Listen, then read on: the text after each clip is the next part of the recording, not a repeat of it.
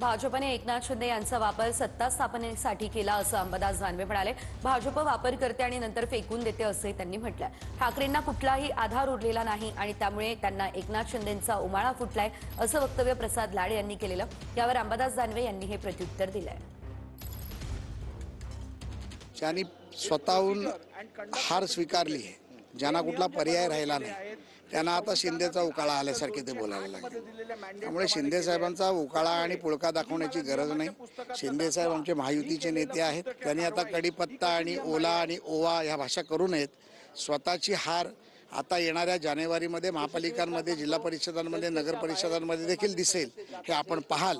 त्यामुळे उद्धवजींची जागा कुठे या बाबतीत आपण एक फेब्रुवारी महिन्यात एक चांगलं डिबेट करू आणि त्यामध्ये आपण चर्चा करू। एकनाथ शिंदेंचा उमाळा नाही फुटलेला।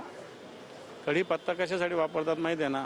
टाकला जातो, कढीमध्ये टाकला जातो, अन्य काही याच्यात टाकला जातो, परंतु नंतर तो काढून टाकला जातो बाजूला, तो काही खाल्ल्या जात नाही, चवीसाठी वापरला जातात। तसा शिंदेंचा वापर सत्तेसाठी भारतीय जनता पार्टीने केला।